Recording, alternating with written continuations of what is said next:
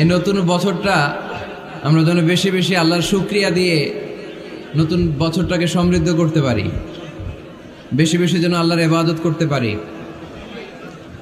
নতুন বছরে আমরা শপথ নেই আমরা যেন অন্তরে হিংসা লালন না করি, বিদ্বেষ লালন না করি, আমরা নিজেরা যেন কাদা ছোড়াছুরি না করি, আমরা যেন মিলেমিশে একসাথে একাকার হয়ে যাই। আল্লাহ তুমি কবুল করো, আমরা পড়ি আমিন। 60টা জিনিস মানুষ মরে যাওয়ার পরে তার কবরে পৌঁছতে থাকে। ইন্না মিম্মা ইয়ালহাকুল মুমিন মিন হাসানাতিহি বা'দা মাউতিহি, মানুষ মরে যাওয়ার পরেও যে 60টা জিনিস তার কবরে পৌঁছায় তার মধ্যে একটা হচ্ছে মসজিদান বানাহু, সে যে মসজিদ বানিয়ে গিয়েছে ওই মসজিদের সওয়াব। সুবহানাল্লাহ পড়েন। আপনি টাকা দিয়ে মসজিদ বানিয়ে দিলেন, ওই মসজিদে মুসল্লিরা নামাজ পড়ে, রোজাদাররা এসে ওখানে ইফতার খায়, তাহাজ্জুদ আদায়কারীরা তাহাজ্জুদ পড়ে, তাদের সওয়াবের কমতি হবে না, কিন্তু তাদের সওয়াবের একটা পার্সেন্টেজ সওয়াব যে ব্যক্তি মসজিদ বানালো তার আমলনামায় আল্লাহ ঢুকিয়ে দেয়। সুবহানাল্লাহ বলতে পারলেন না? হে নামাজি আমার ঘরে নামাজ পড়ো আজ, দিল মে তোমার চরণ তলে হৃদয় যায় নামাজ। হে নামাজি আমার ঘরে নামাজ পড়ো আজ, দিল মে তোমার চরণ তলে হৃদয় যায় নামাজ। পড়েন আল্লাহু আকবার। কি সুন্দর লিখেছেন কাজী নজরুল ইসলাম। কাজী নজরুল ইসলাম খুব সুন্দর করে বলেছেন, মসজিদেরই পাশে আমায় কবর দিও ভাই, ঠিক কিনা? মসজিদেরই পাশে আমায় কবর দিও ভাই, যেন গোরে হতে মুয়াজ্জিনের আযান শুনতে পাই। আমার গোরের পাশে দিয়ে ভাই নামাজিরা যাবে, পবিত্র সেই পায়ের ধ্বনি এ বান্দা শুনতে পাবে। গোরা যাব হতে গুনাহগার পাইবে রেহাই, মসজিদেরই পাশে আমায় কবর দিও ভাই। কত মানুষ নামাজি ভাই মসজিদাঙ্গিহীনাতে, আল্লাহর নামের জিকির করে লুকিয়ে গভীর রাতে। আমি তাদের সাথে ওই আল্লাহর নাম জপতে চাই, আল্লাহর নাম জপতে চাই। পড়েন সবাই, মসজিদেরই পাশে আমায় কবর দিও ভাই, যেন গোরে হতেও মুয়াজ্জিনের আযান শুনতে পাই। চিল্লায় পড়তে হবে আমিন। কি দরদ ছিল আমাদের জাতীয় কবি কাজী নজরুল ইসলামের, মসজিদের পাশে আল্লাহ তুমি আমার কবর দিও। আল্লাহ এই দোয়াটা কবুল করে নিয়েছে, ঠিক কিনা? ওনার কবরের পাশে মসজিদ আছে না নাই? আছে। এজন্য মসজিদের সাথে সম্পর্ক জুড়ে দেওয়া এটা ইমানদারের আলামত, আর মসজিদকে ঘৃণা করা এটা মুনাফিকের আলামত। এজন্য আমরা যেন আমাদের হৃদয়টাকে মসজিদের সাথে জুড়ে দেই, মসজিদের সাথে যেন সুসম্পর্ক থাকে। মসজিদ সবার, মসজিদ নিয়ে দলাদলি নাই। দলাদলি আছে অনেক জায়গায়, হানাফি মসজিদ, আহলে হাদিস মসজিদ এরকম আমরা দেখি বা শুনি, এটা ঠিক না। হানাফি মসজিদ বলে কোনো কথা নাই, আহলে হাদিস মসজিদ বলে কোনো কথা নাই। মসজিদ সবার। ছোট্টখাট্ট বিষয় নিয়ে মসজিদে মারামারি, একজন হাত তোলে আরেকজন তোলে না, কিলাকিলি আছে না নাই? একজন বলে জোরে আমিন, আরেকজন আস্তে আমিন, মারামারি আছে না নাই? এগুলো কি মারামারি করার কোনো বিষয়? কথা বলেন। সালাতে ফরজ আছে, ওয়াজিব আছে, সুন্নাহ আছে। খেয়াল করে বুঝবেন, ফরজ যদি নষ্ট হয় সালাত ভঙ্গ হয়, you have to repeat your সালাত। ওয়াজিব নষ্ট হলে সালাত ভঙ্গ হয় না, নতুন করে পড়া লাগে না, সেজদায় সাহু দিলেই সালাত আদায় হয়ে যায়। আর সুন্নাহ নষ্ট হলে নামাজ নষ্টও হয় না, নতুন করে পড়াও লাগে না, সৌ সেজদাও লাগে না, নামাজ আদায় হয়ে যায় সুন্নাহ নষ্ট হলে। এই যে হাত তোলা না তোলা এটা সুন্নাহ, আমিন জোরে বলা না বলা এটা কি সুন্নাহ। যেটা কোনো কারণে কেউ না করলেও তার নামাজ কবুল করে নিবে কে? আর এই সব সুন্নত লই আমগো দেশে গিলাগিলি। মৌলভীবাজারে মাশাআল্লাহ এগুলা নাই, এখানেও আছে। এগুলার অবসান ঘটুক, আমরা চাই কি চাই না? আর কত এই ছোটখাটো বিষয় নিয়ে আমরা এই বিভেদের প্রাচীর আর দেয়ালকে উঁচু করব আমাদের মাঝখানে? কবে আমরা ঐক্যের সিন্ডিকেট করব? কবে? আর কবে সাদা মনের মানুষ হব? কবে? আর কত? অনেক হয়েছে, আর না, এবার থামেন। বিভেদের প্রাচীরকে ভেঙে চুড়িয়ে দেন। ঐক্যের এমন সিন্ডিকেট গড়তে হবে যাতে কোনো অপশক্তি এই ঐক্যকে ভাঙতে না পারে, বানচাল করতে না পারে। চিল্লায় বলেন ঠিক কিনা? এজন্য মিউচুয়াল রেসপেক্টের দরকার, পারস্পরিক শ্রদ্ধাবোধ সব ক্ষেত্রে, রাজনীতিতে, সামাজিক অ্যাক্টিভিটিসে আমাদের আলেম ওলামাদের মধ্যে পারস্পরিক শ্রদ্ধাবোধের দরকার, মিউচুয়াল রেসপেক্ট। কেউ কাউরে রেসপেক্ট করে না, আমি যেটা বুঝছি এটাই সব, বাকি সব হারাম, এরকম বলে না অনেকে? এরকম যেন না করি। তাহলে মসজিদ সবার, মসজিদ আল্লাহর হাবিব সাল্লাল্লাহু আলাইহি ওয়াসাল্লাম খ্রিস্টানদেরকে মসজিদে ঢুকতে দিয়েছেন, আর আমরা মুসলমান ভাইয়ের জন্য মসজিদে তালা ঝুলাই দেই, আছে না নাই? আল্লাহর হাবিব সাল্লাল্লাহু আলাইহি ওয়াসাল্লাম কোথাও গেলেই প্রথমে মসজিদ বানাতেন। কি বানাতেন? মসজিদ বানাতেন। মক্কা থেকে হিজরত করে মদিনায় আসলেন, কোবায় থাকলেন কয়েক সপ্তাহ। কোবা পল্লীতে তিনি মসজিদ বানালেন, মসজিদ কোবা। ওখানে প্রতি শনিবার কেউ যদি অজু করে ওখানে যে 2 রাকাত নামাজ পড়ে, একটা কবুল উমরার সওয়াব আল্লাহ তাআলা তার আমলনামায় দিয়ে দেয়। মসজিদে কোবা বানালেন। তারপরে মদিনায় এসে মসজিদে নববী বানালেন আল্লাহর হাবিব সাল্লাল্লাহু আলাইহি ওয়াসাল্লাম, মসজিদে নববী। এটা ছিল আল্লাহ রাসূল সাল্লাল্লাহু আলাইহি ওয়াসাল্লামের বৈশিষ্ট্য। কোথাও গেলেই তিনি মসজিদ বানাতেন, মসজিদে নববী। হায় রে, এখন তো কত সুন্দর মসজিদ আমরা দেখি, আমরা যে সালাত পড়ি। আল্লাহর হাবিব সাল্লাল্লাহু আলাইহি সাল্লামের সময় মসজিদে নববী কি এরকম ছিল? কথা বলেন। ফ্লোর ছিল বালুর ফ্লোর। কিসের ফ্লোর? আমাদের মসজিদের ফ্লোর কিসের? টাইলস। আর আল্লাহ রাসূল সাল্লাল্লাহু আলাইহি ওয়াসাল্লামের মসজিদে নববীর ফ্লোর কিসের? কথা বলে না তো। আওয়াজ করে উত্তর দেন না কেন? কষ্ট হচ্ছে? দুপুরে খাইছেন না সবাই? কেন খান নাই কেন?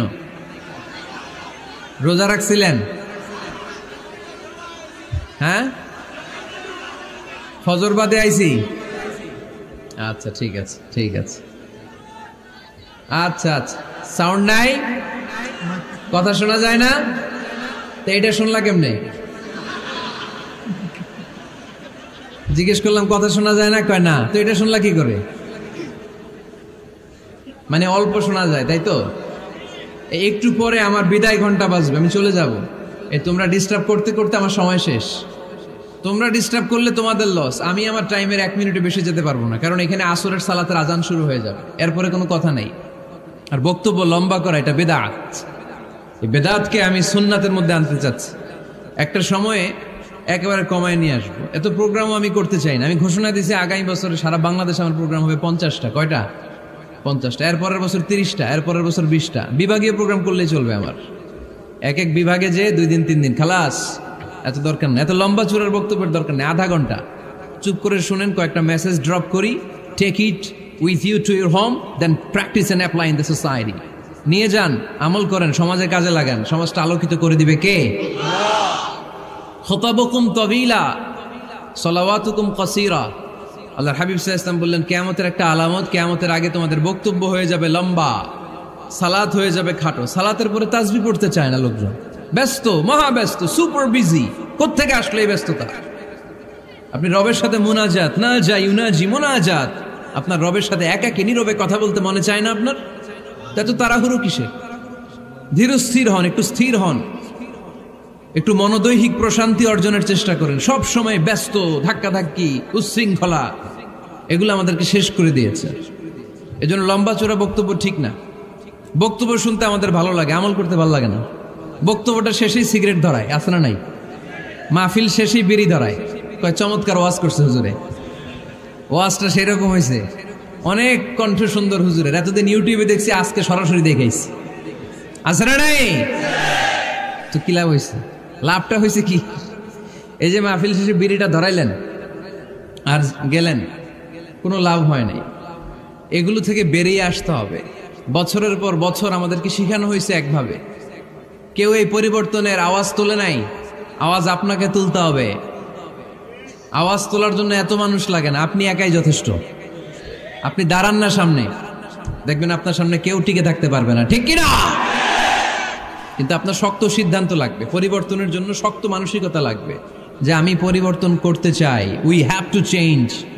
যুগ জামানা পাল্টে দিতে চাই না অনেকজন, এক মানুষই আনতে পারে জাতির জাগরণ। এক মানুষই বিপদকালে বাঁচায় কাফেলায়, ক্ষুদ্র ডিঙ্গি বাঁচায় জাহাজ অসীম দরিয়ায়। এজন্য আপনার শক্ত সিদ্ধান্ত পারে আপনার মৌলভীবাজারটাকে দেশের শ্রেষ্ঠ জেলা, শ্রেষ্ঠ থানা হিসেবে আল্লাহর কাছে কবুল করতে, ঠিক কিনা? এজন্য লম্বা চূড়া আলোচনা ঠিক না, ছোটখাটো অল্প কয়েকটা মেসেজ নিয়ে যেতে পারলেই দ্যাটস এনাফ।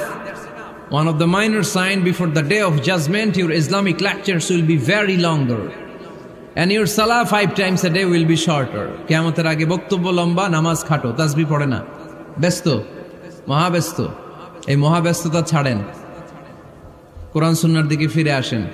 বরকত দিবে কে? বিশ্বনবীর মসজিদে নববীর ফ্লোর বালুর ফ্লোর ছিল, আমাদের ফ্লোর টাইলস। আল্লাহর হাবিব সাল্লাল্লাহু আলাইহি ওয়াসাল্লামের মসজিদে বালি নিচে, এই বালিতেই নামাজ পড়তেন। বৃষ্টি হলে কাদামাটি হয়ে যেত, কাদামাটিতেই সেজদা করতেন। সেজদা করলে কাদার মাটি আল্লাহর হাবিব সাল্লাল্লাহু আলাইহি ওয়াসাল্লামের নাকে আর কপালে লেগে যেত। তিনি সালাম ফিরিয়ে সাহাবাদের দিকে মুখ ফিরিয়ে বসলে দেখতেন প্রতিটা সাহাবীর নাকে আর কপালে কাদার মাটি মিশে আছে। তার মানে প্রিয় নবী সাল্লাল্লাহু আলাইহি ওয়াসাল্লামের মসজিদে নববী ছিল কাঁচা, কিন্তু মুসল্লি ছিল পাকা। আমাদের মসজিদগুলা হয়েছে পাকা, কিন্তু মুসল্লি কাঁচা, ঠিক কিনা? ফজরের সালাতে মানুষ নাই। ইমাম সাহেব আছেন কে কে এলাকায়? দেখি ইমাম, মসজিদের ইমাম, মাশাআল্লাহ। আপনাদের এইখানে ওই মসজিদে ফজরের নামাজে কয় কাতার হয়? 5 জন 6 জন? কেনে এত কম? কেনে? হ্যাঁ, আসে না, আসতে চায় না লোকজন। তো এই যে 5-6 জন ফজরের সালাতে, কল্পনা করতে পারেন ফজরের সালাতে এত কম লোক? ফজরের জামাতে লোক যায় না, এটা একটা মহামারী। যেদিন ফজরের জামাতের দৃশ্য আর জুমার নামাজের দৃশ্য একরকম হয়ে যাবে, ওই দিনই বাংলাদেশে ইসলাম কায়েম হয়ে যাবে। এখন স্লোগান তুলে বিপ্লব বিপ্লব, ইসলামী বিপ্লব। আর ফজরের সময় আমি কম্বলের ভিতরে, আছে না নাই? কোনো বিপ্লব হবে না। ফজরের নামাজ জামাতে পড়ুন, সকালটারে বরকতময় করে দিবে কে? আল্লাহর হাবিব সাল্লাল্লাহু আলাইহি ওয়াসাল্লামের মসজিদ ছিল সবার জন্য উন্মুক্ত, এখানে সবাই আসতে পারত। এজন্য মসজিদ হবে সবার। আমরা মসজিদের আবাদকারী হতে চাই। এজন্য রাব্বুল আলামিন বলেন, ইন্নামা ইয়া'মুরু মাসাজিদাল্লাহি মান আমানা বিল্লাহি ওয়াল ইয়াউমিল আখির وأقام الصلاة وآتى الزكاة ولم يخش إلا الله فعسى أولئك أن يكونوا من المهتدين سبحان الله পড়েন।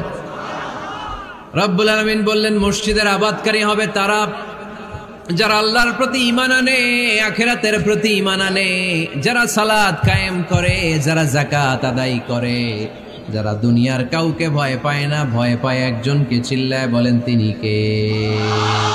যাদের হৃদয়ে আছে আল্লাহর ভয়, তারা কবু পথ ভুলে যায় না। আল্লাহর প্রেম ছাড়া এই দুনিয়া কারো কাছে কোনো কিছু চায় না, ঠিক কিনা? তাহলে যারা মসজিদের আবাদকারী, এরা ভয় পায় একজনকে, চিল্লায় বলেন তিনি কে? মসজিদের আবাদকারীদের প্রথম গুণ, তারা আল্লাহয় বিশ্বাস করে, তারা আখিরাতে বিশ্বাস করে, তারা সালাত কায়েম করে, তারা যাকাত আদায় করে, তারা আল্লাহ ছাড়া পৃথিবীর কাউরে ভয় পায় না। আল্লাহ বলেন ফাআসা উলাইকা আইয়াকুনু মিনাল মুহতাদিন, আশা করা যায় তারাই হলো হেদায়েতের রাস্তার উপরে আছে, ঠিক কি না? তারাই মসজিদের আবাদকারী, যারা মসজিদে যায়, সালাত আদায় করে। এখন মসজিদের আবাদকারী আপনি হতে চান, আপনি মসজিদে যান না, আপনি আবাদকারী হতে পারবেন? মসজিদের অনেক সভাপতি আছে মসজিদে যায় না, আছে না নাই? মৌলভীবাজারে এই সমস্যা বোধহয় নাই। মসজিদের সেক্রেটারি মসজিদে যায় না, আছে না নাই? তাহলে হইলো, এটা হইলো, এটা মেনে নেওয়া যায়? এজন্য সভাপতি সাহেবরা, আপনি কষ্ট করে মসজিদ বানিয়েছেন, মসজিদে যাবেন। সভাপতি সাহেব, আপনি মসজিদে যাবেন। সেক্রেটারি সাহেব আপনি মসজিদে যাবেন, তাহলে আপনি সঠিক মসজিদের আবাদকারী হবেন, ঠিক কিনা? আমরা মসজিদের আবাদকারী হতে চাই, ইনশাআল্লাহ পড়েন। উমরানুল মাসাজিদ, মসজিদের আবাদ কি করে করতে হয়? মসজিদ আবাদ করার এক নাম্বার মাধ্যম হচ্ছে মসজিদ নির্মাণ করা। কি করা? নির্মাণ করা। খেয়াল করবেন, আল্লাহর হাবিব সাল্লাল্লাহু আলাইহি ওয়াসাল্লাম বলেছেন, মান বানা মসজিদান মিন মালিহি ফিদ দুনিয়া বানাল্লাহু লাহু বাইতান ফিল জান্নাহ। যে ব্যক্তি নিজের পকেটের টাকা খরচ করে দুনিয়াতে মসজিদ বানায়, আল্লাহ তাআলা তার জন্য জান্নাতে ঘর বানায়। 60টা জিনিস মানুষ মরে যাওয়ার পরে তার কবরে পৌঁছতে থাকে। ইন্না মিম্মা ইয়ালহাকুল মুমিন মিন হাসানাতিহি বা'দা মাউতিহি, মানুষ মরে যাওয়ার পরেও যে 60টা জিনিস তার কবরে পৌঁছায়, তার মধ্যে একটা হচ্ছে মসজিদান বানাহু, সে যে মসজিদ বানিয়ে গিয়েছে ওই মসজিদের সওয়াব। সুবহানাল্লাহ পড়েন। আপনি টাকা দিয়ে মসজিদ বানিয়ে দিলেন, ওই মসজিদে মুসল্লিরা নামাজ পড়ে, রোজাদাররা এসে ওখানে ইফতার খায়, তাহাজ্জুদ আদায়কারীরা তাহাজ্জুদ পড়ে, তাদের সওয়াবের কমতি হবে না, কিন্তু তাদের সওয়াবের একটা পার্সেন্টেজ সওয়াব যে ব্যক্তি মসজিদ বানালো তার আমলনামে আল্লাহ ঢুকিয়ে দেয়। এজন্য বেশি বেশি মসজিদ বানাতে রাজি আছেন তো? তাহলে মসজিদ আবাদ করার প্রথম মাধ্যম হচ্ছে মসজিদ বানানো। 2 নম্বর মাধ্যম হচ্ছে মসজিদে যেয়ে জামাতে সালাত আদায় করা। জামাতে সালাতুল জামাআ তাফদুলু সালাতাল ফাযযি বি27 দারাজা। ঘরে নামাজ পড়লে একা একা পড়লে যেই সওয়াব, জামাতে পড়লে 27 গুণ বেশি সওয়াব। সুবহানাল্লাহ বলতে পারলেন না? হে নামাজি আমার ঘরে নামাজে পড়ো আজ, দিল মে তোমার চরণ তলে হৃদয় যায় নামাজ। হে নামাজি আমার ঘরে নামাজে পড়ো আজ, দিল মে তোমার চরণ তলে হৃদয় যায় নামাজ। পড়েন আল্লাহু আকবার। কি সুন্দর লিখেছেন কাজী নজরুল ইসলাম। মসজিদ কেমন যেন মসজিদ তার নিজের ভাষায় আল্লাহর কাছে কেঁদে কেঁদে ফরিয়াদ জানায়, আল্লাহ নামাজিরা আমার ঘরে আসে না, কি সুন্দর টাইলস, কি সুন্দর মুসল্লা, কি সুন্দর এয়ার কন্ডিশন, সব আছে কিন্তু মুসল্লি নাই, ঠিক কিনা?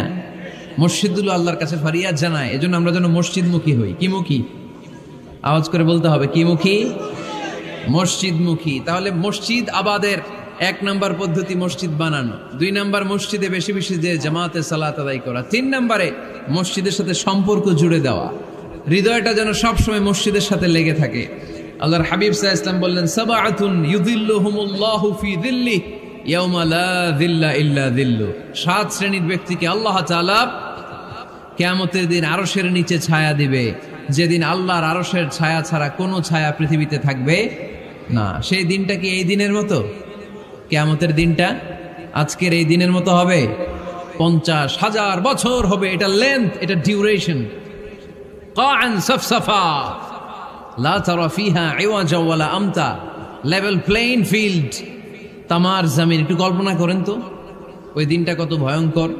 বাবা ছেলেরে চিনবে না ওই দিন, ছেলে বাবারে চিনবে না, স্ত্রী স্বামীকে চিনবে না, স্বামী স্ত্রীকে চিনবে না, পীর সাহেব মুরিদ চিনবে না, মুরিদ পীর সাহেবকে চিনবে না, নেতা কর্মীকে চিনবে না, কর্মী নেতাকে চিনবে না। হায় হায়, ইয়া নাফসি বলে কাঁদবে। সূর্যটা মাথার কাছে চলে আসবে, সূর্যের তাপে মাথার মগজগুলো গলে গলে নাকের ছিদ্র আর কানের ছিদ্র দিয়ে টপ টপ করে বেয়ে বেয়ে পড়বে। তৃষ্ণায় মানুষগুলো পাগল পাড়া, জিহ্বাটা বের হয়ে নাভি পর্যন্ত ঝুলতে থাকবে। সেদিন সবাই পাগলের মতো ছুটতে থাকবে, কোনো ছায়া নাই আল্লাহর আরশের ছায়া ছাড়া। আল্লাহর হাবিব বললেন, 7 শ্রেণীর ব্যক্তিকে আল্লাহ তাআলা আরশের নিচে ছায়া দিবেন। এর মধ্যে 1 শ্রেণীর ব্যক্তি, রাজুলুন কলবুহু মুআল্লাকুন বিল মাসাজিদ, ওই ব্যক্তি যার হৃদয়টা সবসময় আল্লাহর মসজিদের সাথে লেগে থাকে। মসজিদের সাথে যার হৃদয় লেগে থাকে তাকে আরশের নিচে ছায়া দিবে কে? এজন্য মসজিদের সাথে যেন আমাদের হৃদয়গুলো লেগে থাকে।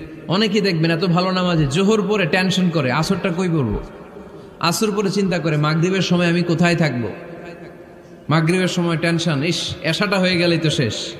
এরকম লোক আছে না নাই? এদেরকে সেই কঠিন ভয়াবহ দিনে আরশের নিচে ছায়া দিবে কে? তারপরে মসজিদ আমাদের 4 নম্বর পদ্ধতি, মসজিদকে পরিচ্ছন্ন রাখা, মসজিদকে ঝাড়ু দেয়া। মসজিদকে যারা পরিষ্কার করে তাদের হৃদয়ের যন্ত্রণা দূর করে দেয় কে? সাইয়েদনা ইব্রাহিম আলাইহিস সালাম এবং ইসমাঈল আলাইহিস সালামকে আল্লাহ তাআলা আদেশ করেছেন তাহহিরা বাইতিয়া লিত্তাইফিনা ওয়াল আকিফিনা ওয়ার রুকআই সুজুদ। হে ইব্রাহিম, ইসমাঈল, বাপ বেটা দুইজন মিলে মসজিদ ঝাড়ু দাও। কি ঝাড়ু দাও?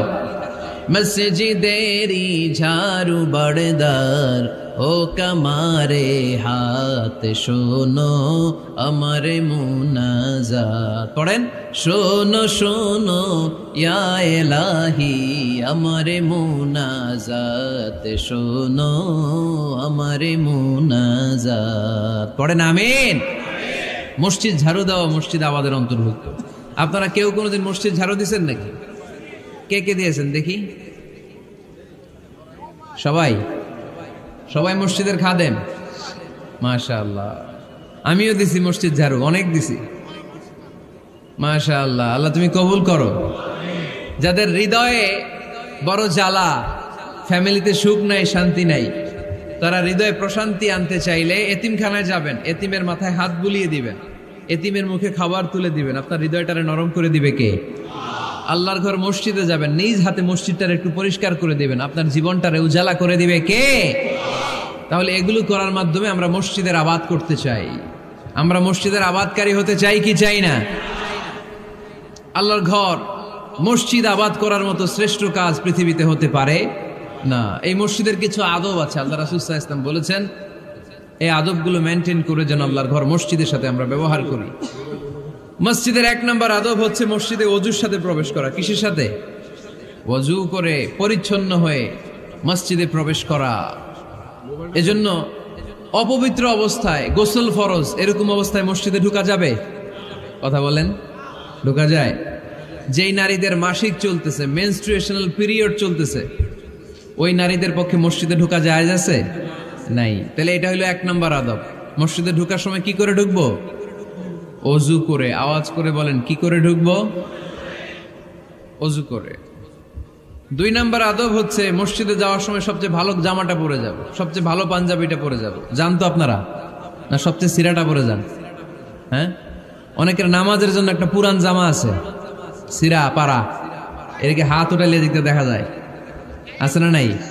সবচেয়ে সিরা পাড়াটা রাখে নামাজের জন্য, কপাল পোড়া। আর সুন্নাতে খাতনার অনুষ্ঠানে গেলে মাশাআল্লাহ লেহেঙ্গা গায়ে দেয়া যায়, আছে না নাই? না, আপনি ইবাদতের জন্য সবচেয়ে সুন্দর জামাটা রাখবেন। এজন্য রাব্বুল আলামিন বলেন, ইয়া বানি আদম খুযু জিনাতাকুম ইনদা কুল্লি মসজিদ। ও বনি আদম, তুমি যখন আল্লাহর ঘর মসজিদে ঢুকবা, ও বনি আদম, তুমি যখন নামাজের মুসল্লায় দাঁড়াবা, তোমার সবচাইতে দামি, সবচাইতে সুন্দর জামাটা গায়ে দিয়ে তুমি নামাজে দাঁড়াও। ঠিক কি না? তাহলে এখন মসজিদে যাওয়ার সময় কি গায়ে দিয়ে যাবেন বলেন?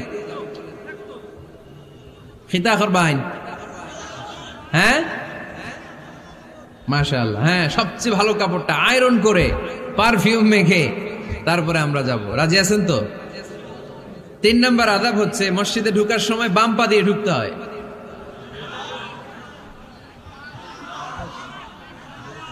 কোন পা? আরো জোরে। এদেরকে গুতা মারা লাগে, নাইলে আওয়াজ বাড়ে না। এরকম ভলিউম টাইট করতে হয়, ভলিউম হাই করলে আর করে বাড়ে, এমনি বলতে চায় না। আর ঘটনা কি? হ্যাঁ, খায় নাই। বদরের যুদ্ধ হয়েছিল রমাদানে, কোন সাহাবী খায় নাই, না খাইয়া একেবারে সাইজ করে দিছে কাফেরদেরকে। আমরা না খেলেও আমাদের হৃদয়ে ইমানি শক্তি আছে না নেই? এই তো বোঝা যাচ্ছে ইমানি শক্তি আছে। এতক্ষণ আছিল কই? তো মসজিদে ঢোকার সময় কোন পা দিয়ে? এগুলো মনে থাকে আমাদের? ভুলা যাই আমরা, খেয়াল থাকে না তো এগুলা। এত কিছু মনের মধ্যে রাখলে এগুলো মনে থাকবে কেমনে? মসজিদে ঢোকার সময় কোন পা? আরো জোরে। বেরোয়ার সময় কোন পা? মনে থাকবে? মসজিদে যখন ঢুকবেন ডান পা দিয়ে ঢুকবেন, আর দোয়া পড়বেন, আউযু বিল্লাহিল আযীম ওয়া বিওয়াজহিল কারীম ওয়া সুলতানিহিল কদীম মিনাশ শাইতানির রাজীম। বিষ্ণু ইসলাম বললেন, যে ব্যক্তি মসজিদে ঢোকার সময় এই দোয়াটা পড়বে, শয়তান আফসোস শুরু করে, সে বলে, হায় হায়, আজকের দিনের জন্য, সারা দিনের জন্য তো তুই আমার ওয়াসওয়াসা থেকে বেঁচে গেলি, আজকের সারা দিনের জন্য তোরে আমি হারালাম, আজকের সারাটা দিন আল্লাহর পক্ষ থেকে প্রোটেকশন নিয়ে তুই বেঁচে গেলি, আজকের জন্য যা, কালকে তোরে আমি ধরবো। এজন্য এই দোয়াটা পড়ার দরকার আছে না? আউযু বিল্লাহিল আযীম ওয়া বিওয়াজহিল কারীম ওয়া সুলতানিহিল কাদীম মিনাশ শাইতানির রাজীম। 4টা বাক্যের দোয়া। মুখস্থ করতে কষ্ট হলে যে ইউটিউবে চলে যাবে আজকেই, ওখান থেকে শুনে আপনারা মুখস্থ করে নেবেন, এই দোয়াটা পড়বেন। তাহলে ওই দিনের জন্য শয়তানের ওয়াসওয়াসা, টেম্পটেশন, প্রভোকেশন থেকে আপনি আল্লাহ তাআলার প্রোটেকশনে চলে গেলেন। সুবহানাল্লাহ পড়েন। তারপর আল্লাহর হাবিব বললেন, ঢোকার আগে আমারে সালাম দাও। পড়বেন, আসসালামু আলাইকা আইয়ুহান নাবিয়্যু ওয়া রাহমাতুল্লাহি ওয়া বারাকাত। এই 2টা জিনিস যখন করে ফেললেন, তখন ডান পা দিয়ে পড়বেন, আল্লাহুম্মা ইফতাহ লি আবওয়াবা রাহমাতিক। সুবহানাল্লাহ পড়েন। আল্লাহুম্মা ইফতাহ লি, ও আল্লাহ আমার জন্য তুমি খুলে দাও আবওয়াবা রাহমাতিক, তোমার রহমতের দরজা। তার মানে মসজিদে ঢুকলে রহমত পাওয়া যায় কি যায় না? মসজিদে ঢুকলে পাওয়া যায় রহমত, মসজিদের বাইরে রহমতের কথা আল্লাহ বলে নাই। মসজিদের ভিতরে রহমত। কোথায় রহমত? কোথায়?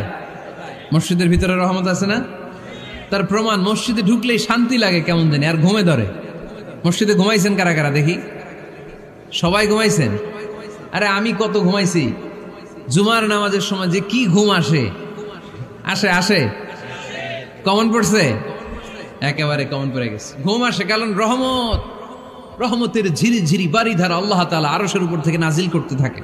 আর এই রহমতের কারণে হৃদয়টা প্রশান্ত হয়ে যায়, অনেকের ঘুমও চলে আসে, ঠিক কিনা?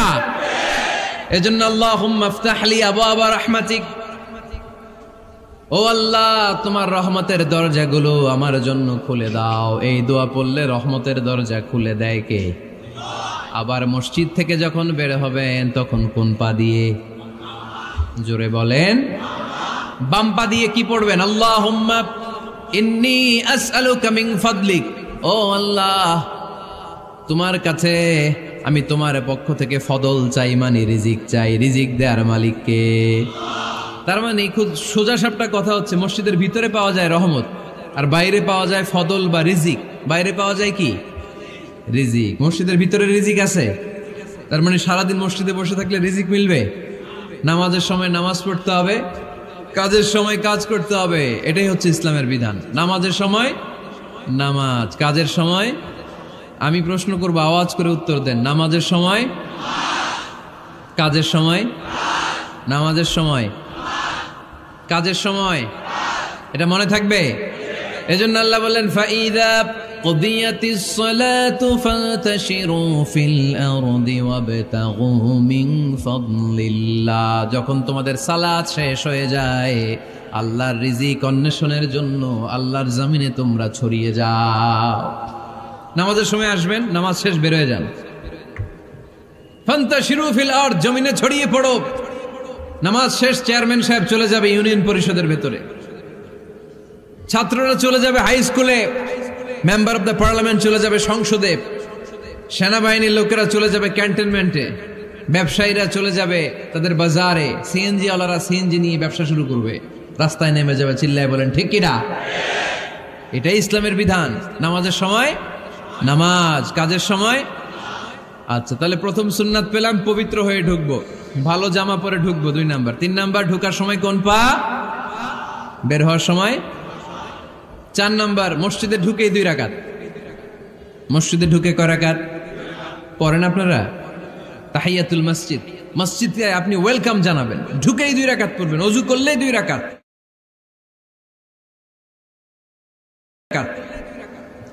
আল্লাহর হাবিব সাল্লাল্লাহু আলাইহি ওয়াসাল্লাম মসজিদে নববীতে জুমার খুতবা দিচ্ছেন। খুতবা চলাকালীন সময়ে এক সাহাবী এসে মসজিদের মধ্যে বসে পড়লেন। আল্লাহর হাবিব সাল্লাল্লাহু আলাইহি ওয়াসাল্লাম সাহাবীরে বললেন, দাঁড়াও। সাহাবী দাঁড়ালেন। আল্লাহর নবী জিজ্ঞেস করলেন, কেন বসে বললা? 2 রাকাত পড়ছো নাকি? সাহাবী বলে, পড়ি নাই। বিশ্বনবী বললেন, তাহলে তাড়াতাড়ি 2 রাকাত নামাজ পড়ে বসে যাও। সুবহানাল্লাহ পড়েন। 2 রাকাত পড়ো নাই তো পড়ো, দাঁড়াও, তারপরে বসো। দেখেন, খুতবা চলাকালীন সময়ে আমাদের খতিবরা কখনো খুতবা থামায়? কথা বুঝেন নাই? জুমার খুতবা আপনারা শুনেন না? খুতবা চলতেছে, ওই মুহূর্তে ইমাম সাহেবরা কখনো খুতবা থামায়? মাঝখানে কোনো ঝামেলা হলে থামায় না। প্রথম খুতবা শেষ, বসে, তারপরে দ্বিতীয় খুতবা। খুতবার মাঝখানে কোনো থামাথামি নাই। কিন্তু আল্লাহর হাবিব সাল্লাল্লাহু আলাইহি সাল্লাম কেমন খতিব ছিলেন দেখেন। আল্লাহর হাবিব সাল্লাল্লাহু আলাইহি ওয়াসাল্লামের খুতবা দেওয়ার স্টাইল এন্ড অ্যাটিটিউড এবং আমাদের খুতবা দেওয়ার স্টাইল এন্ড অ্যাটিটিউড, আল্লাহ রাসূল সাল্লাল্লাহু আলাইহি ওয়াসাল্লামেরটা কত প্রাণবন্ত ছিল। আল্লাহ রাসূল সাল্লাল্লাহু আলাইহি ওয়াসাল্লাম সোসাইটি ওরিয়েন্টেড একজন পার্সোনালিটি ছিলেন, সমাজের মানুষ কেন্দ্রিক, খুব সামাজিক ছিলেন আল্লাহ রাসূল সাল্লাল্লাহু আলাইহি ওয়াসাল্লাম। তিনি দেখলেন একজন বসে পড়ছে, উনি খুতবা থামায় দিলেন, জুমার খুতবা থামায় বললেন, এই নামাজ পড়ছো না, পড়ো 2 রাকাত পড়ো। আবার খুতবা শুরু করলেন, সুবহানাল্লাহ পড়বেন না? একবার তিনি খুতবা দিচ্ছেন, দেখলেন আল্লাহ রাসূল সাল্লাল্লাহু আলাইহি ওয়াসাল্লামের 2 জন নাতি হাসান আর হুসাইন রাদিয়াল্লাহু তাআলা আনহুমা, ছোট্ট মানুষ, কাতারের ভিতরে ঢুকে কোন সাহাবী টুপি টান দেয়, কারো পাগড়ি ধরে টান দেয়, একজন এদিকে দৌড় দেয়, আরেকজন ওদিকে দৌড় দেয়, মসজিদে একটা ডিস্টার্ব হচ্ছে। আল্লাহর হাবিব সাল্লাল্লাহু আলাইহি ওয়াসাল্লাম খুতবা থামিয়ে দিলেন, মিম্বার থেকে নেমে আসলেন, 2 নাতিকে 2 হাতে ধরলেন, ধরে আস্তে করে জান্নাতের এই 2 সর্দারকে নিয়ে মিম্বারের উপরে দাঁড়ালেন, এই হাতে এই নাতি, ওই হাতে আরেক নাতি। এরপর দাঁড়িয়ে দাঁড়িয়ে তিনি বাকি খুতবা দিলেন, পড়েন সুবহানাল্লাহ। কত প্রাণবন্ত খুতবা। উনিও খুতবা দিতেন, আমরাও খুতবা দেই। আল্লাহর হাবিব সাল্লাল্লাহু আলাইহি ওয়াসাল্লাম খুতবা দিচ্ছেন, এক সাহাবী এসে বলল, ইয়া রাসূলুল্লাহ, মদিনায় দুর্ভিক্ষ, বৃষ্টি নাই, আপনি বৃষ্টির দোয়া করেন। রাসূল সাল্লাল্লাহু আলাইহি ওয়াসাল্লাম খুতবা থামায় দিলেন, থামায় দিয়ে দোয়া শুরু করলেন, আল্লাহুম্মা আসকিনা গাইসান মুগীসান মারিআন মুরিআন নাফিআন গায়রা দার আজিলান গায়রা আজল। আল্লাহ, উপকারে বৃষ্টি দেন, যে বৃষ্টিতে আমাদের ফসল জন্মাবে, সবুজ ঘাস লতা পাতা জন্মাবে, আমাদের গবাদি পশুর রিজিক বাড়বে, এরকম উপকারে বৃষ্টি আমাদেরকে দিয়ে মদিনাটারে ধন্য করে দেন। বৃষ্টি শুরু হলো, জুমাবার বৃষ্টি, শনি রবি সোম মঙ্গল বুধ বৃহস্পতি শুক্র, টানা 7 দিন বৃষ্টি। এবার বৃষ্টির চোটে মদিনায় বন্যা হয়ে গেছে। এতদিনে দুর্ভিক্ষ, এতদিনে কি, এখন বৃষ্টির বরকতের দোয়া করছে, বৃষ্টিতে এবার বন্যা। যেই সাহাবী বৃষ্টির জন্য দোয়া করতে বলেছিলেন, পরের জুমাবারের খুতবার সময় এসে ওই সাহাবী বলেন, ইয়া রাসূলুল্লাহ, আবার খুতবার মাঝখানে, ইয়া রাসূলুল্লাহ, আর বৃষ্টির দরকার নাই, আর দরকার নেই, এবার বৃষ্টি বন্ধের দোয়া করেন। আল্লাহর হাবিব সাল্লাল্লাহু আলাইহি ওয়াসাল্লাম খুতবা থামিয়ে আবার বন্ধের দোয়া, আল্লাহুম্মা হাওয়ালাইনা ওয়ালা আলাইনা, হে আল্লাহ আমাদের চারিদিকে দেন, মদিনাতে আর বৃষ্টির দরকার নাই, চিল্লায় পড়েন সুবহানাল্লাহ। এজন্য খতিব হবে এরকম প্রাণবন্ত খতিব। সমাজে কি চলে, কি ক্রাইসিস, কি সংকট, ইয়াংরা কোন সমস্যায় ভোগে, আমাদের রাজনৈতিক অঙ্গনে কি সমস্যা, আমাদের অর্থনৈতিক অঙ্গনে কি সমস্যা, আমাদের সামাজিক অঙ্গনে কি সমস্যা, আমাদের পরিবারগুলোর ভেতরে কি ঝামেলা, প্রত্যেকটা কথা মসজিদের মিম্বার থেকে আসার দরকার আছে না নাই? আল্লাহর হাবিব সাল্লাল্লাহু আলাইহি ওয়াসাল্লাম এভাবেই সমাজকে ঠিক করে দিতেন। 2 রাকাত মসজিদে ঢুকে আজকে থেকে আমরা পড়ব। মসজিদে ঢুকলেই কয় রাকাত মনে থাকবে না ভুলে যাবেন? তারপরে আল্লাহর হাবিব সাল্লাল্লাহু আলাইহি ওয়াসাল্লাম বলেছেন, খবরদার কবরের উপর মসজিদ বানিও না। কবরস্থান একদিকে, মসজিদ আর একদিকে, কিন্তু বাংলাদেশে মসজিদের সাথে কবর মিলানো আছে না নাই? ছোট্ট একটা মসজিদ, কিন্তু এত বড় বাবার কবর আছে না নাই? এগুলো করবেন না আপনি। আগে হবে মসজিদ, পরে কবরস্থান। যেমন মসজিদে নববী হয়েছে আগে, তারপরে বিশ্বনবীর কবর এখানে আছে না নাই? মসজিদে নববী প্রতিষ্ঠিত হয়েছে আগে, পরে বাকি কবরস্থান আছে না নাই? কিন্তু কোন আল্লাহর ওলির কবরস্থানের উপরে যদি মসজিদ বানান, তার উপর লানাত দিয়েছে কে? লাআনা রাসূলুল্লাহ আলাল ইয়াহুদ ওয়ান নাসারা ইত্তাখাযু কুবুর আমবিয়াইহিম মাসাজিদা। আল্লাহর রাসূলের লানত ইহুদি নাসারাদের উপর, কারণ ইহুদি আর নাসারাদের একটা খাসলাত, একটা বৈশিষ্ট্য ছিল, তারা তাদের নবীদের কবরের উপরে মসজিদ বানায় ফেলতো। এটা করা যাবে? এজন্য এলাকায় এলাকায় এই ঝামেলা, কবর আর মসজিদ হবে আলাদা। আবার মসজিদের কেবলার দিকে যেন কবরস্থান না হয়, তাহলে শিরক হওয়ার সম্ভাবনা আছে না নাই? খুব সাবধান, আল্লাহ সব মাফ করে কিন্তু শিরক মাফ করে না, ঠিক কিনা? শিরক হচ্ছে মহাপাপ, সব পাপের বাপ। এজন্য আমরা সব করলেও শিরকের গুনাহ মুসলমান কখনো করতে পারে। এরপর আল্লাহর হাবিব বললেন, মসজিদকে পরিষ্কার পরিচ্ছন্ন রাখো, এটাও মসজিদের আদাব। মসজিদে আতর লাগিয়ে দেন, বাখুর জ্বালিয়ে দেন। আপনাদের এই এলাকার মধ্যে তো বাখুরের অভাব নাই, আগরের অভাব নাই, ঠিক কিনা? গতকাল প্রোগ্রাম ছিল কই? সুজানগর, আগরের রাজধানী। আগর চিনেননি আপনারা? হ্যাঁ, এই যে দেহনেল উদ পারফিউম, আপনাদের এই যে মাহতাব সাহেবের আল হারামাইন, এরপরে যে আজমল কোম্পানি, এও আপনাদের এই মৌলভীবাজার এলাকার। এরকম অনেক কোম্পানি আছে দুবাই ভিত্তিক, গোটা বিশ্বে ওনারা ব্র্যান্ডিং করেছে। এগুলোর র ম্যাটেরিয়াল, কাঁচামাল যায় হচ্ছে আপনাদের মৌলভীবাজার থেকে। সম্মানিত ভাইয়েরা, মসজিদ পরিষ্কার পরিচ্ছন্ন রাখবেন, এই বাখুর জ্বালাবেন, দেহনেল উদ, এই পারফিউমগুলো ছড়িয়ে দিবেন। মসজিদের মধ্যে অনেক মসজিদে দুর্গন্ধ আছে না নাই? এই কার্পেটের মধ্যে ময়লা, পরিষ্কার করে না। আল্লাহর হাবিব সাল্লাল্লাহু আলাইহি ওয়াসাল্লাম বলেছেন, খবরদার আম্মা জান আয়েশা বর্ণনা করেন, আমার রাসূলুল্লাহ সাল্লাল্লাহু আলাইহি ওয়াসাল্লাম বিবিনাইল মসজিদ ফি দুয়ার ওয়া আন তুতায়্যাবা ওয়া তুনাযযাফ, আমরা যেন এলাকা এলাকায় মসজিদ বানাই, মসজিদগুলোকে যেন পারফিউম দিয়ে, আতর দিয়ে সুগন্ধময় করে দেয়। বিশ্বনবী আদেশ করেছেন, সুবহানাল্লাহ পড়েন। এজন্য কোনো অপরিচ্ছন্ন মসজিদ থাকতে পারবে না। মসজিদের পাশ দিয়ে গেলে আতরের ঘ্রাণে আমোদ হয়ে লোকজন যেন বুঝতে পারে এটা আল্লাহর ঘর, মসজিদ। চিল্লায় বলেন ঠিক কিনা? এরপরে আল্লাহর হাবিব সাল্লাল্লাহু আলাইহি ওয়াসাল্লাম বলেছেন, মসজিদের আরেকটা আদব হলো মসজিদকে অতিমাত্রায় ডিজাইন না করা। বেশি ডিজাইন করা যাবে না। এমন ডিজাইন করা যাবে না যে এটা মসজিদ বোঝাই যায় না। এত লাইটিং ফাইটিং করে, এটা কি মসজিদ না কমিউনিটি সেন্টার বোঝাই যায় না। আছে না? নাই আছে। এরকম যেন আমরা না করি সম্মানিত ভাইয়েরা। বিশেষ করে মসজিদের সামনের দেয়ালে। কোন দেয়ালে? সামনের দেয়ালটা, কেবলার দিকে যেই দেয়াল, এই দেয়ালটা হতে হবে ফ্রেশ, যাতে করে মানুষের দৃষ্টি আকর্ষণ না করে। প্রায় মসজিদের দেয়ালের মাঝখানে দেখবেন আপনি ক্যালেন্ডার ঝুলায় রাখে। আছে না নাই? মৌলভীবাজার কি অবস্থা? খিতা খবর আছে? তো এই যে ক্যালেন্ডার ঝুলায় রাখে, ওইখানে দেখবেন বিভিন্ন মসজিদের ছবি, এতিমখানার ছবি, মানুষের ছবি। তো মানুষ নামাজও পড়ে, আবার ওগুলোও তাকায়। আছে না নাই? প্রথম কাতারে পরে ওইখানে কি লেখা, এগুলো পরে, তার ডিস্টার্ব হচ্ছে না? এই মুসল্লির দৃষ্টি যাতে অন্যদিকে না যায়, এটা খেয়াল রাখতে হবে। যদি পারা যায় মসজিদের সামনে কোনো ঘড়ি টড়ি চলবে না। ঘড়ি মসজিদের পেছনের দেয়ালে, সময়সূচি পেছনের দেয়ালে, সব পেছনে। সময় কয়টা বাজে ওটা ইমাম দেখলেই চলবে, ইমাম এভাবে দেখে নিবে, আপনারাও দেখে নিবেন। কিন্তু সামনের দেয়ালটা যত সিম্পল করা যায়।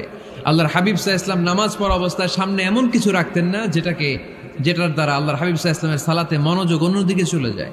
আমরা যখন সালাত পড়ি, যদি অন্যদিকে তাকাই, ফেরেশতার মাধ্যমে আল্লাহ একটা ডাক দেয়, বলে আকবিল, এই বান্দা ফিরে আয়, তোর নজর থাকা দরকার সিজদার জায়গায়, ফিরে আয়।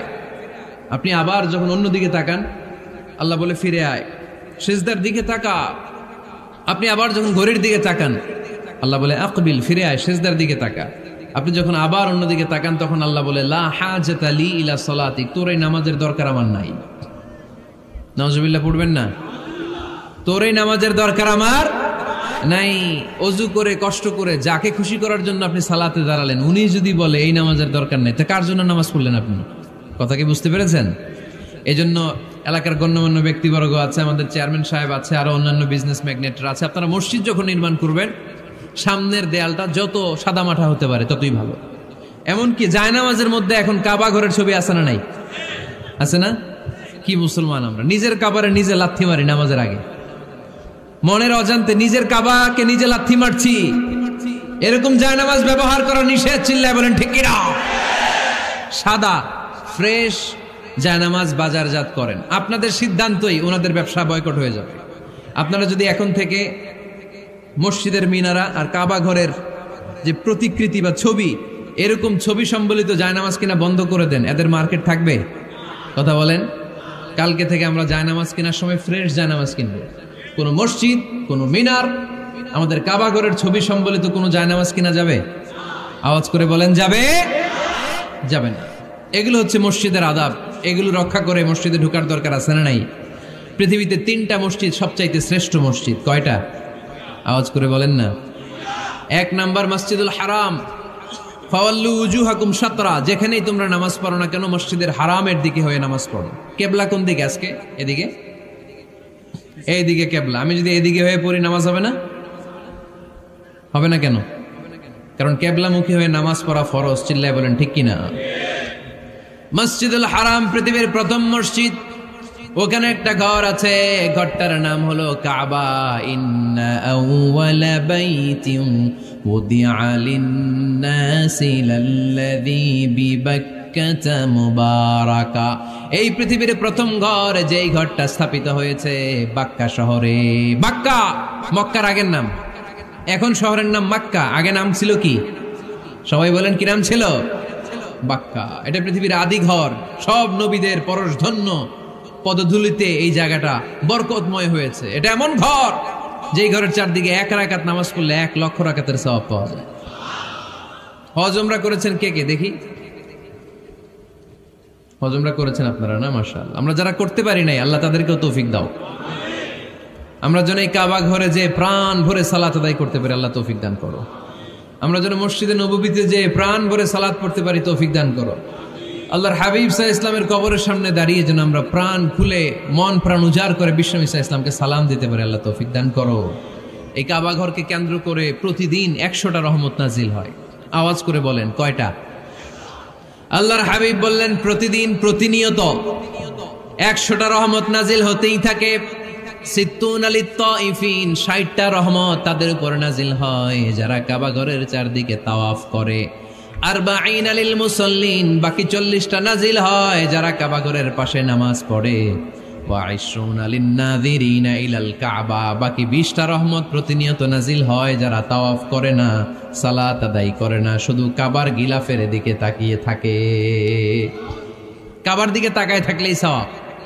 সুবহানাল্লাহ পড়েন। এক রাকাতে কয় লক্ষ রাকাতের সওয়াব। এজন্য আল্লাহর হাবিব সাল্লাল্লাহু আলাইহি ওয়াসাল্লাম বলেছেন লা তুশাদ্দুর রিহাল ইল্লা ইলা সালাসাতি মাসাজিদা, স্পেশাল ভার্চু এন্ড রিওয়ার্ড, বিশেষ সওয়াবের নিয়তে পৃথিবীর এই 3টা জায়গা ছাড়া কোথাও নিয়ত করে ভ্রমণ করা জায়েজ নাই। এক হচ্ছে মসজিদুল হারাম, 2 হচ্ছে মসজিদ নববী, 3 হচ্ছে মসজিদুল আকসা। এই 3টা মসজিদ ছাড়া পৃথিবীর কোনো মসজিদে নিয়ত করে সফর করা যাবে না। বিশেষ নিয়তে সফর করা যাবে না যে আমি যদি এই মৌলভীবাজারের জামে মসজিদে যাই বেশি সওয়াব পাওয়া যাবে, এই নিয়তে সফর করা যাবে না। বেশি সওয়াব শুধু এই 3 মসজিদে। মসজিদুল হারামে 1 রাকাতে কত রাকাতের সওয়াব? কথা কয় না, বুঝে নাই বোধহয়। কয় লক্ষ? আর মসজিদে নববীতে 1 রাকাতে 1000 রাকাতের সওয়াব। আরেক বর্ণনায় আছে 50,000, বর্ণনাটা দুর্বল। সহিহ বর্ণনায় এসেছে 1 রাকাতে 1000 রাকাতের সওয়াব। মসজিদুল আকসায় সালাত পড়লে 1 রাকাতে, এক বর্ণনায় এসেছে 250 রাকাতের সওয়াব, আরেক বর্ণনায় এসেছে 500 রাকাতের সওয়াব। এই 3টা মসজিদ ছাড়া যে নামাজ পড়লে বেশি সওয়াব হবে, এই নিয়তে সফর করা যাবে? চিল্লায় বলেন যাবে। তবে মসজিদটা দর্শন করার জন্য যেতে পারবেন। মসজিদটা দেখতে কেমন, এটার ক্যালিওগ্রাফিক্যাল ডিজাইন কেমন, এটার আর্কিটেকচারাল ডিজাইন কেমন, এটার দৃষ্টিনন্দন সৌন্দর্য কেমন, মসজিদটা দেখতে কেমন, দেখতে যেতে পারবেন। কিন্তু বিশেষ সওয়াব রিওয়ার্ড এই 3টা মসজিদ ছাড়া অন্য কোনো মসজিদের জন্য হবে না। এই মসজিদ হচ্ছে আমাদের সামাজিক ঐক্যের কেন্দ্রবিন্দু, এটা হচ্ছে আমাদের কমিউনিটি সেন্টার। আমরা শুধু নামাজের জন্য মসজিদকে ইউজ করি, এছাড়া আরো অনেক ইউসেজ আছে মসজিদের। খেয়াল রাখবেন, আমাদের মুসলমানদের মসজিদ হিন্দুদের মন্দিরের মতো নয়। কোথায় আজান হয়েছে?